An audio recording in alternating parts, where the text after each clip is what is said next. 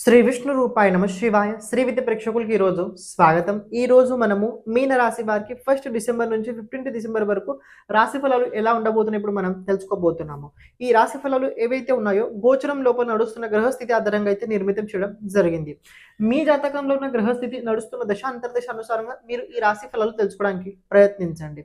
ఎవరైతే మన ఈ ఛానల్ని ఇంతవరకు సబ్స్క్రైబ్ చేసుకోలేదో ఛానల్ని ప్రతి ఒక్కరూ సబ్స్క్రైబ్ చేసి పెట్టుకోవడానికి ప్రయత్నించండి. కమెంట్ లోపల శ్రీ విష్ణు రూపాయ నమః తప్పకుండా కమెంట్ చేయండి.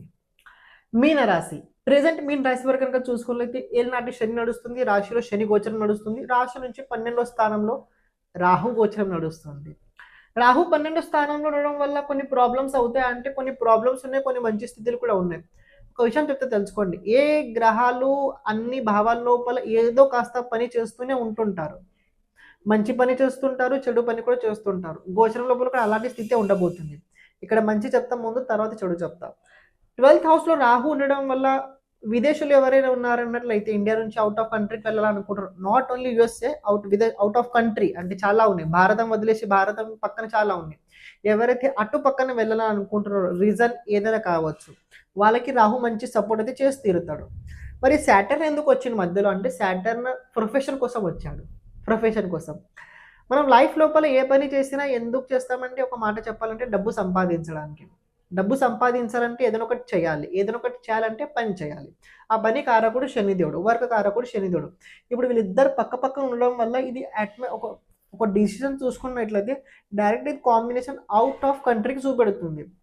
ఏమంటే మేము అవుట్ ఆఫ్ కంట్రీకి వెళ్ళలేము, మాకు అలాంటిది ఏం అర్థం కాదు, మాకు సంబంధం ఇండియాలోనే ఉందంటే మీరు కనీసం కల్చర్ అనేది చేంజ్ అవుతుంది, మీ పద్ధతులు అనేవి చేంజ్ అవుతాయి.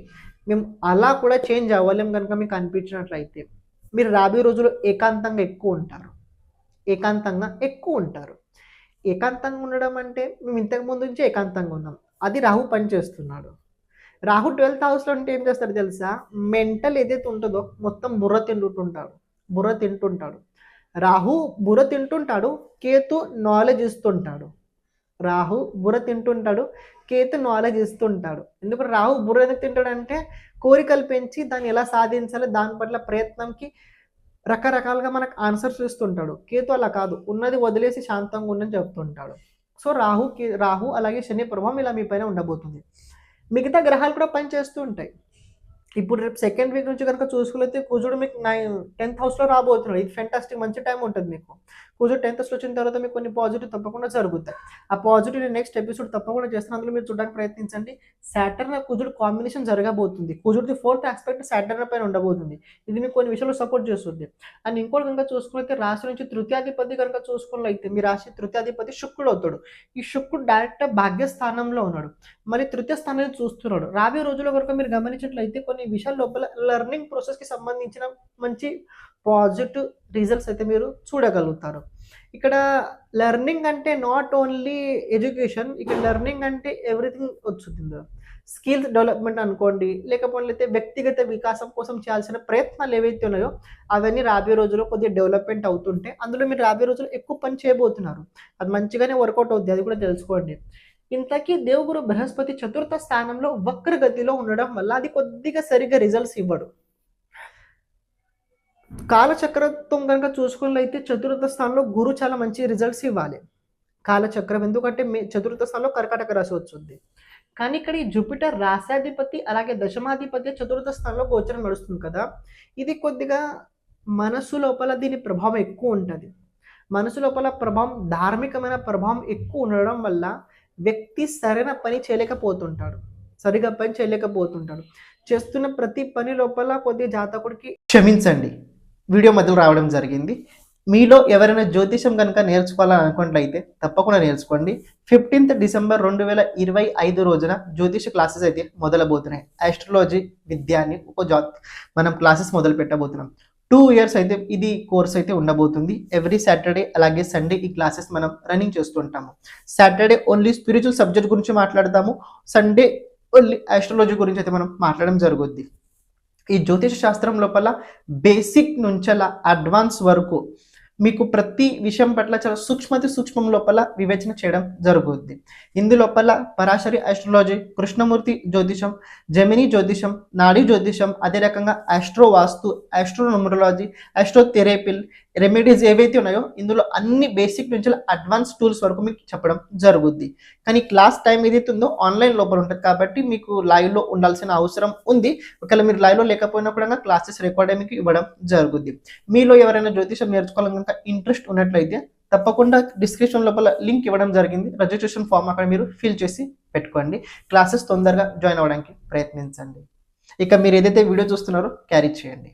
విరక్త భావన ఎక్కువ పుడుతుంటుంది. విరక్త భావన పుట్టడం అంటే ఏంటంటే తెలుసుకోండి, ఆసక్తి ఎక్కువ ఉండదు, దేని పట్ల ఇంట్రెస్ట్ ఎక్కువ ఉండదు, సగంలో చేసి వదిలేస్తుంటారు. మీకు కనుక అలా జరుగుతున్నట్లయితే మీరు అబ్జర్వ్ చేయండి అది ఎందుకు జరుగుతుందో. కేతు రాశి నుంచి 6th హౌస్లో ఉన్నాడు. ఇది కొద్దిగా హెల్త్కి సరిగ్గా ఇవ్వడు. కొద్దిగా వైరల్ ఇన్ఫెక్షన్స్ కావచ్చు. చాలా సంవత్సరాల క్రితం ఏదైనా మీకు ప్రాబ్లం కనుక ఉన్నట్లయితే అది పోయింది. అలాంటి మళ్ళీ కొద్ది క్రియేట్ అయ్యే అవకాశాలు ఉన్నాయి. ఇప్పుడు లేదు. దీని ప్రభావం మీరు సంక్రాంతి తర్వాత చూస్తారు కేతు. ఎందుకంటే కేతు డిగ్రీ పరంగా ఇంకా అంత రాలేదు. ఆ డిగ్రీ లోపల వచ్చిన తర్వాత మీకు చెప్తాను. ఇక బుధుడు కనుక చూసుకున్నట్లయితే బుధుడు రాశి నుంచి 8వ స్థానంలో, ఇది కొద్దిగా కమ్యూనికేషన్ స్కిల్స్ సరిగ్గా ఉండదు. ఇక్కడ 8వ స్థానం లోపల ఈ బుధుడు రావడం వల్ల గుప్త విద్యలు, రహస్య విద్యలకు సంబంధించి నాలెడ్జ్ అయితే గెయిన్ అయ్యే అవకాశాలు ఉన్నాయి. నేను ఈ మాట ఎందుకు చెప్తున్నా, గుప్త విద్యలు, రహస్యాతి విద్యలు అంటే 8వ స్థానం ఇది గుప్త స్థానం. ఇది అందులో బుద్ధి కారకుడు, విద్యా కారకుడు బుధుడు ఉండబోతున్నాడు. అంటే గుప్త విషయాలకు సంబంధించిన విద్య, నాలెడ్జ్ అయితే రాబోయే రోజుల్లో మీరు తీసుకునే అవకాశాలు ఉన్నాయి.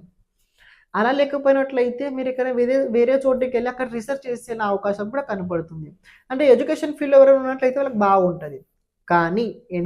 కానీ దాంపత్య జీవితానికి టైం అంతా అనుకూలంగా ఉండదు.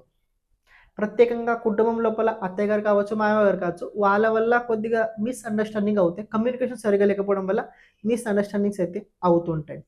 వాళ్ళ వల్ల కాదు, మూడో వ్యక్తి వల్ల అవుతుంది. ఓకే, రాశి నుంచి 9th హౌస్లో ఈ 3 గ్రహాలు మంచి పని చేస్తాయి. ఎప్పుడైతే కుజుడు రాశి పరివర్తన చేసుకుని 10th హౌస్లో వస్తాడో అది మీకు కొద్దిగా హెల్ప్ఫుల్ అవుతుంది. ఇదే పాయింట్ ఉంది. ఓవరాల్ ఒక మాటగా చెప్పాలంటే మీన్ రాశి వరకు టైం ఏలినాటి శని రాశిలో సాటర్న్ ఉన్న కూడా మీకు కొద్దిగా చాలా మిమ్మల్ని తపన పెట్టి రిజల్ట్స్ ఇస్తాడు. ఎందుకంటే సాటర్న్ ఎలా చూసినా కూడా రిజల్ట్ ఇవ్వాల్సిందే. సాటర్న్ ఒక ఏంటంటే రిజల్ట్ ఇవ్వాలి, అదేదైనా కావచ్చు, ఇచ్చి తీరుతాడు. కానీ అంత ఈజీగా ఇవ్వడు, చాలా తపన పెడతాడు. తప్పించిన తర్వాత మీకు ఎప్పుడైతే కోరిక పోతుందో అప్పుడు సాటర్న్ తీసుకొని మీ దగ్గర వచ్చి ఇస్తాడు. మీరు వద్దన్న స్థితిలో కనుక మీరు ఉన్నట్లయితే రాబోయే రోజుల్లో మీరు పొందబోతున్నారు. ఇంకా తప్పించు కనుక కోరిక ఉన్నట్లయితే మీకు ఇంకా దూరం అయితే వెళ్ళుద్ది. మీకు అనిపించవచ్చు మరి కోరిక కోరుకోకూడదా? కోరిక కోరుకుని తప్పు కాదు. చేస్తున్న ప్రయత్నాల లోపల ఇంతకే స్టాప్ చేయండి. అది వదిలేసి మళ్ళీ ఇంకో చోట వెళ్ళండి. అది అంతవరకు దాన్ని ఆశ పెట్టుకోండి, ఇది ఇంత చేస్తే ఇంత అవుతుంది, దాని తర్వాత వదిలేసి వేరే దానికి వెళ్ళండి. ఇంకో మెథడ్ని ఉపయోగించండి. First method, second method, third method, ఇన్ని మెథడ్స్ పెట్టుకోండి. ప్లాన్స్ పెట్టుకోండి. Plan ABCD. ఏ వర్కౌట్ కాకుంటే Bని పట్టుకోండి, B కాకపోతే C. కానీ ఒకటి Aనే పట్టుకొని మొత్తం లాగేయకండి, అది కాదు. ఎందుకంటే అనుభవం రావాలంటే పద్ధతులు మారాలి. సాటర్న్ ఏంటంటే అనుభవం వచ్చే వరకు మిమ్మల్ని వదలడు. సో మీరు ఆ రకంగా ప్రయత్నించండి. రాబోయే రోజుల్లో ప్రతిరోజు కాళికా అమ్మవారిని జపించడానికి ప్రయత్నించండి. విష్ణు సహస్రనామ స్తోత్రం తప్పకుండా చదవండి.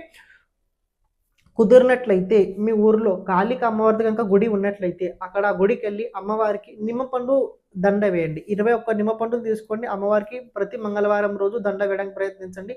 కార్యక్షేత్రాల లోపల సపోర్ట్ తప్పకుండా మీకు వచ్చి తీరుద్ది. శ్రీమాత్రే నమః.